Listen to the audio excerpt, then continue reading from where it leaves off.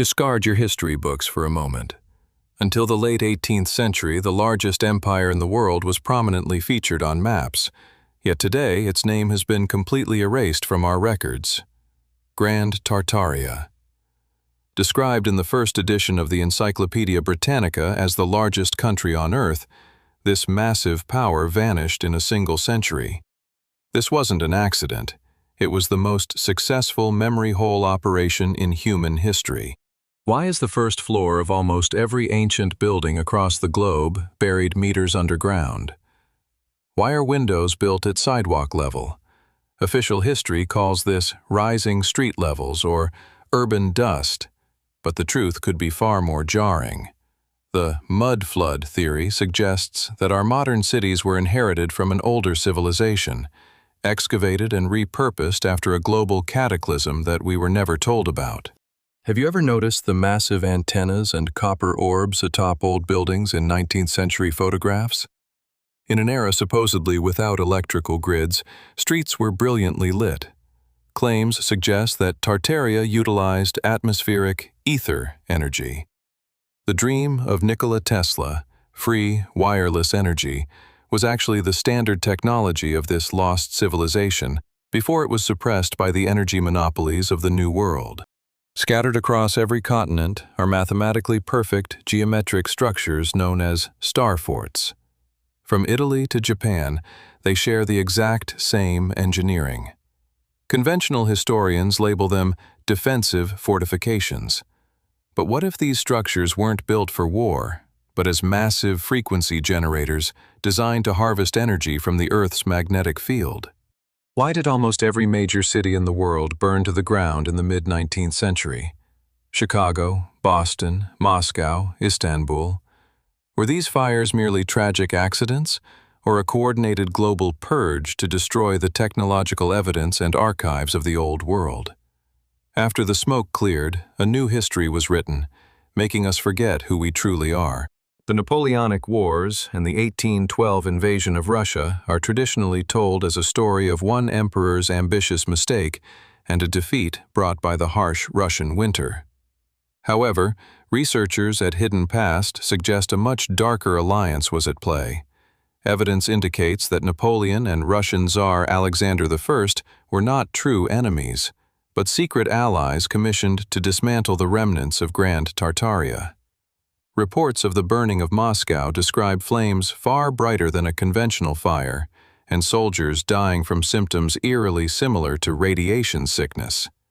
This raises the haunting suspicion that non-conventional, highly destructive weapons, technologies that supposedly didn't exist in the 1800s, were utilized to finalize the collapse of the old empire. This was not a mere territorial struggle. It was a radical first step toward incinerating the center of the old world order to make way for a new, controlled global narrative. The year 1816 went down in history as the year without a summer. Throughout Europe and North America, snow fell in July, and a strange gray dust layer shrouded the sky for months. Crops froze in the fields, leading to mass starvation. While science attributes this to the eruption of Mount Tambora, Tartaria researchers suggest the source was far more artificial. The theory posits that the weapons or cataclysmic events used to bring down Tartaria caused a global nuclear winter effect. This intentional or incidental atmospheric manipulation collapsed the agricultural networks that fed the vast continent, leaving the population defenseless.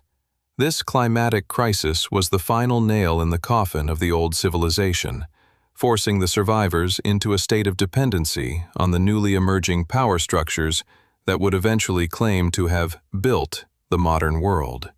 The world fairs of the late 19th century, such as the 1893 Chicago World's Fair, harbor some of the greatest contradictions in official history. We are told that in just 6 months, massive palaces of marble and steel, vast lagoons, and intricate electrical grids were built for temporary use. Yet, as soon as these fairs ended, these magnificent structures were systematically dynamited and reduced to rubble. Independent researchers argue that these buildings were not built for the fair at all. Rather, they were existing ancient Tartarian cities in that region that were cleaned up and showcased to the public. These fairs served as a grand display of stolen heritage, where the new masters presented old-world marvels as their own new inventions. The ultimate goal was to show the public the grandeur of the architecture one last time before erasing the physical evidence forever.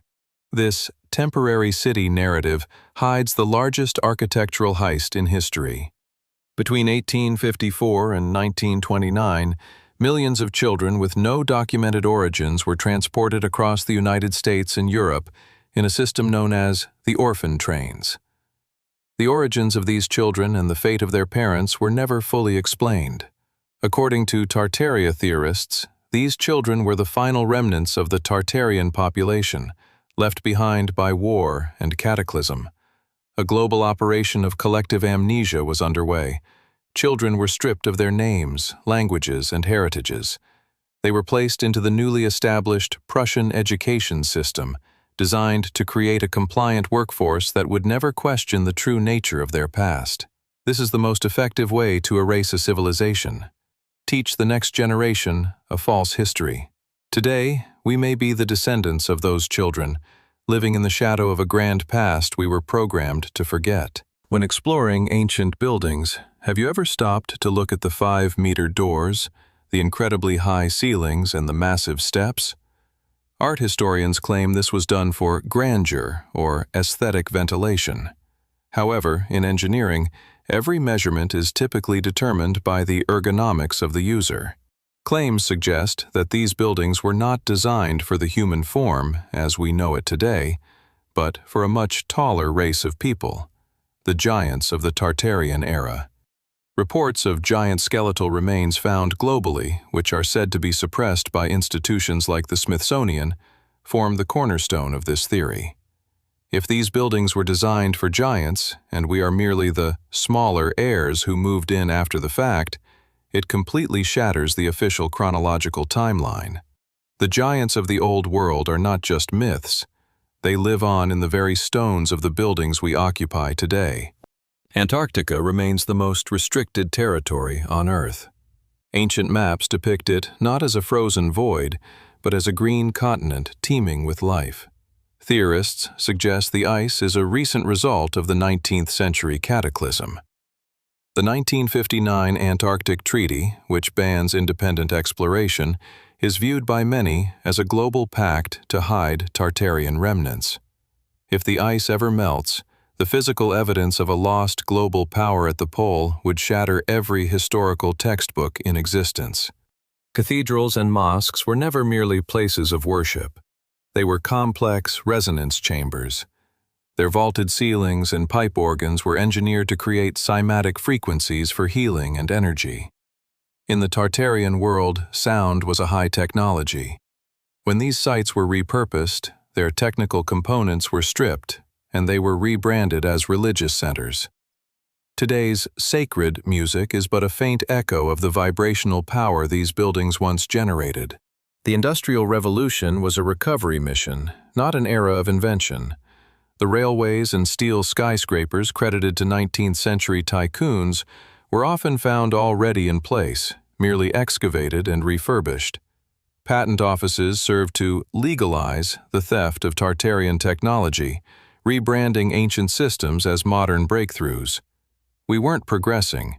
We were simply learning to operate the machinery left behind by a far more advanced predecessor.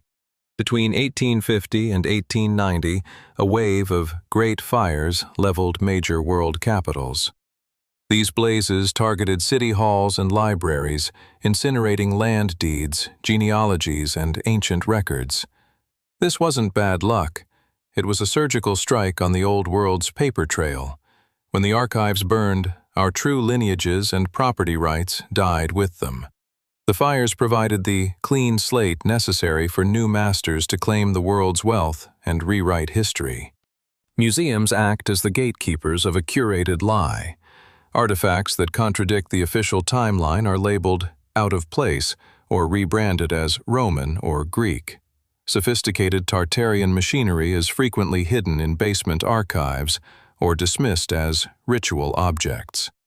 By fragmenting a single global empire into dozens of small, disconnected cultures, historians ensured we would never recognize the unified, advanced world that existed only 2 centuries ago. Thousands of kilometers of sophisticated tunnels snake beneath the earth, from Cappadocia to the Americas. While labeled primitive shelters, their ventilation and engineering suggest a much higher purpose. These were Tartarian bunkers, built to survive the atmospheric warfare and nuclear winters of the 1800s. They are silent witnesses to a global conflict so destructive it forced an entire civilization to seek refuge within the stone. The Prussian education model, adopted globally in the 19th century, was designed to kill curiosity. It replaced ancestral wisdom with rote memorization and obedience. This was the final stage of the Tartarian erasure. By standardizing what children learned, the new masters created a workforce that would never question the origin of a star fort. We were taught we are at the pinnacle of evolution, so we wouldn't realize we are living in the ruins of a superior past. The global elite often reference blue blood. This may be more than a metaphor. Some believe today's ruling families are the descendants of Tartarian administrators who betrayed their own people for power. They inherited the palaces and the technology, then locked the doors and told the masses they were primitives who only recently discovered steam power. Our history isn't a timeline of progress, it is a record of an ongoing theft. Look at 19th century photos of cities like San Francisco or Melbourne. They appear fully formed, with grand stone architecture, but empty, unpaved streets. How could pioneers build these marvels while still using horse and buggy? The answer is simple. They didn't. They arrived in cities that were already there, partially buried in mud. They didn't build the world, they simply cleared the dirt away and moved in. Hidden Past is more than a study of history. It is a call to awaken. The evidence is carved into the very stones of our cities. Grand Tartaria may be gone from the maps, but its resonance remains in our architecture and our DNA. When we stop believing the lies of the victors, we begin to reclaim our true inheritance. The truth is not hidden, it is simply waiting for you to see it. Stay curious. Keep questioning. The past is not what they told you. If the echoes of this forgotten history resonate with you, don't let the truth be buried again. Subscribe to Hidden Past and turn on notifications to join us as we uncover the chapters they tried to erase. If you found value in this investigation, please leave a like and share your thoughts in the comments. Every question asked is a crack in the false narrative. Thank you for watching, and remember, the truth is hidden in plain sight.